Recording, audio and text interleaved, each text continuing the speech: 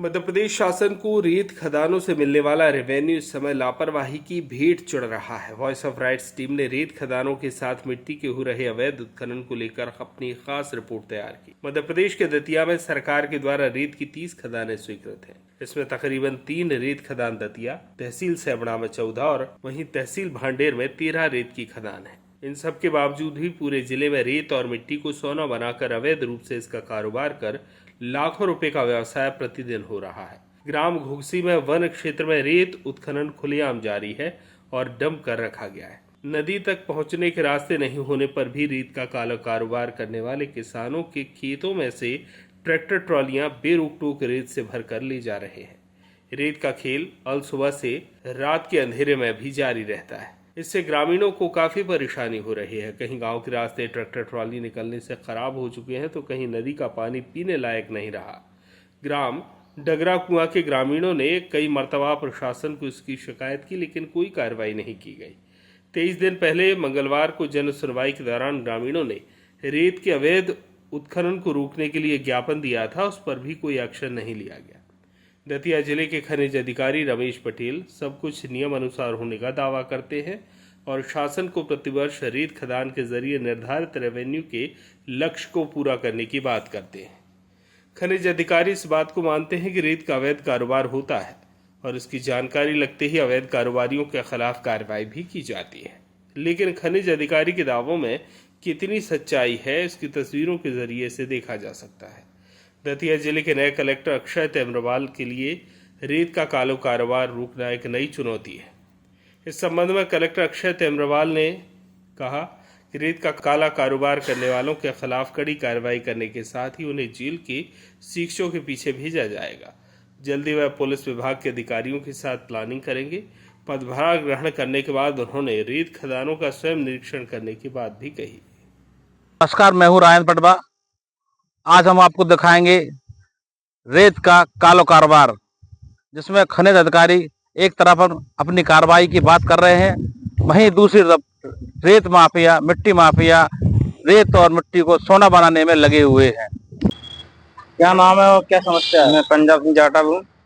मैं डंगरा का रहने वाला हूँ। नदी में रेत चल रही है अवैध, वहाँ कोई खदान स्वीकृत नहीं है और शिकायत की करी है तो हमारी कई बार मारपीट भी हो चुकी है। इस पर कोई कार्रवाई नहीं हुई है। एफआईआर करने गए तो उन्होंने आवेदन पकड़ा दिया, बोले हो जाएगा। एसपी के पास भी गए, हरिजन थाने भी गए, किसी ने सुनवाई नहीं की। मारपीट कर जाते हैं। उत्खनन अभी भी चल रहा है और रेत भी भरी आ रही है। इस पर कोई कार्रवाई नहीं हो रही। कैसे लोग हैं? दमंग लोग चला रहे हैं? दमंग लोग हैं, राजनीतिक लोग हैं।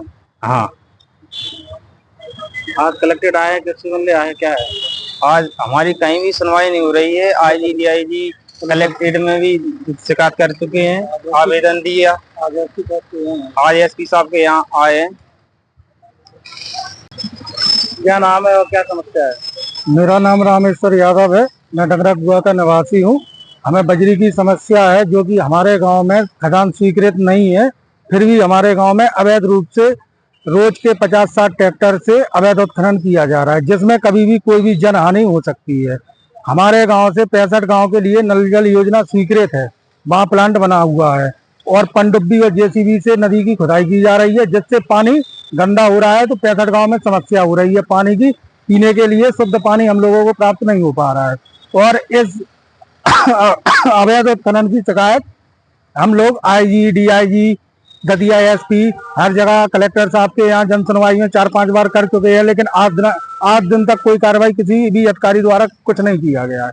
आज भी अभी वर्तमान में भी वहाँ पे लगभग 10 ट्रैक्टर नदी में रखे हैं, जो कि जेसीबी और लोडर द्वारा भरे जा रहे हैं और अवैध उत्खनन जारी है। सर, रेत खदानों को लेकर क्या प्लानिंग है और वैध अवैध कितनी है? देखिए, मैं आपको बता देना चाहूँगा कि जिले में 30 वैध खदानें हैं, जो कि समस्त पर्यावरण एनओसी लेके संचालित है और लगभग 7 लाख घन मीटर की जो है रेत की जो मात्रा है वो ठेकेदार को ऑक्शन की जा चुकी है।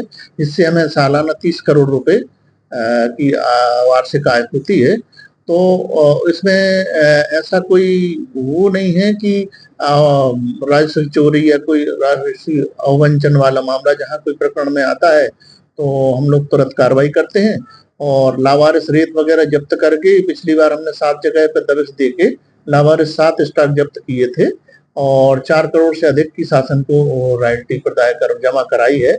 इस प्रकार हमारा पिछले साल लगभग 50 करोड़ जिले से प्राप्त हुआ था रेवेन्यू।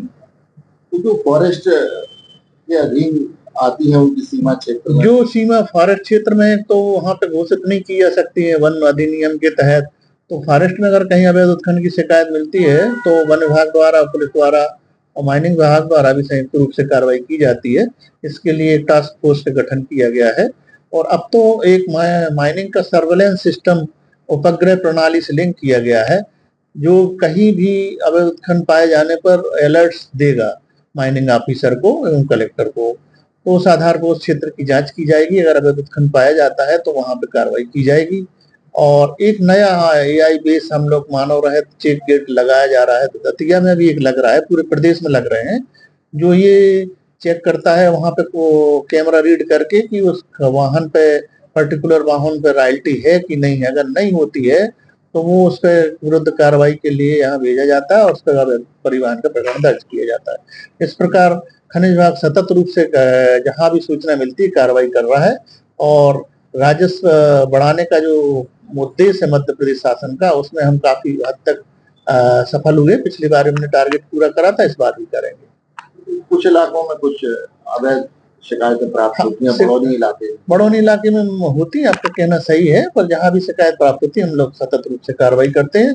6 हमारे जो है पूरे जिले में चेक नाके लगाए गए हैं जिनका काम ही ये है कि अगर कोई वहां से वायदा भी रॉयल्टी नहीं कटती है तो बिना रॉयल्टी वहां उन चेक पोस्टों पर कट जाती है या उनके खिलाफ कार्रवाई की जाती है। कोई बिना रॉयल्टी के उन चेक गेटों से पास नहीं हो पाता है। और 2 उड़न दस्ता जो है कलेक्टर स्तर पे हम लोग गठन किए हैं जो कि ये चेक करते हैं कोई वाहन बिना अवैध बिना रॉयल्टी के परिवहन तो नहीं करवाए। Thank you. सर, रेत का जो काला कारोबार सब जगह फैला हुआ है और राजस्व को काफ़ी हानि हो रही है, क्या प्लानिंग रहेगी आप? इसमें हम राजस्व अधिकारियों के साथ और पुलिस विभाग के साथ मिलकर माइनिंग ऑफिसर से जानकारी प्राप्त करते हैं कहाँ हमारी स्वीकृत खदानें हैं और उन चिन्हित स्वीकृत खदानों के अलावा जहाँ भी अवैध डंप मिलेगा या अवैध रेत का उत्खनन होगा उस पर कड़ी कार्रवाई की जाएगी। इसमें कोई भी ढिलाई नहीं दी जाएगी और शासन को होने वाले जो नुकसान है उसकी हम प्रयास करेंगे शासन को नुकसान ना के बराबर हो, रॉयल्टी की पूरी भरपाई हो। Thank you.